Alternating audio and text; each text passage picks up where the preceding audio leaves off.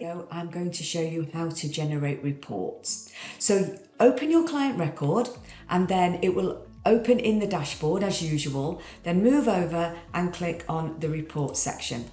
There are two options here, client reports and manage report sets. I'm not going to cover manage report sets in this video, so I'm going to click on client reports and this is the screen that you're going to see. So what we're going to do first is move down to reports library. And from here, under the selector plan, you can choose the plan you want to generate the reports from. You can mouse over the reports and a short description of the report will appear. And you will just click on the reports to select the reports that you want to generate. I'm just going to click on a number of them for now.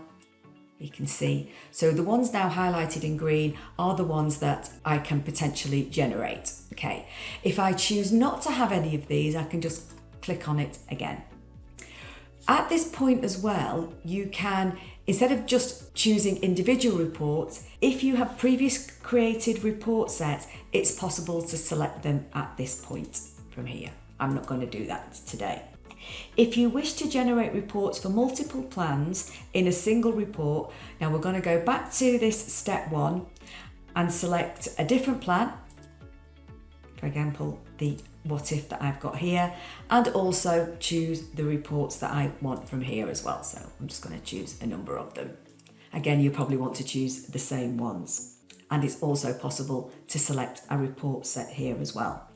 Now, to review the list of reports, we move up and we go to the section called Review, Configure and Generate. So it tells me I've made 10 selections. If I wanted to delete them all now or remove them all because I'm not happy with them, I can just click on the Reset Selection option.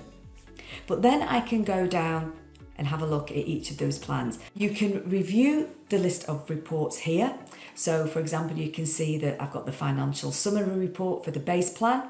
You can see the name of the report and the plan that it's from. So down here, I've got the balance sheet from the Retire at 60. Now, you can change the order of the list of reports you've got here by clicking on the list tile, and you can use the arrows to move them up and down. You can also click on this traffic light button here and then delete any reports that you don't want. So for example, you get to here and think, actually, I don't want the assets one for the base plan. You can delete it. There is also a preview button, and what that does is again show you a short description of the report. Now, certain reports have the options to customize. So you can, when you click on the list button there, you've got the configure option, and you can see you can turn on or turn off the different types of insights you have. You can choose the type of chart that you want to produce for this report, and also choose the goals that you want to include. And again, if you can move those, the order of those and how they'll appear on the report. So we also have a notes section as well. So you can type notes about this report. These notes will appear at the end of the report once it is generated. Once you've done any configurations, you would click on the Save option for that particular report. By default, the detailed reports, like the cash flow and asset reports, display the details for each year of the plan. It is possible to specify a timeline. So for these reports, you can click on the traffic light button again and click on Configure, and you can enter a specific timeline. So you can choose your own years, or you've got the options here of every 5th year or first 5 years. You can do all of those, clear them and choose whatever you want to do in that.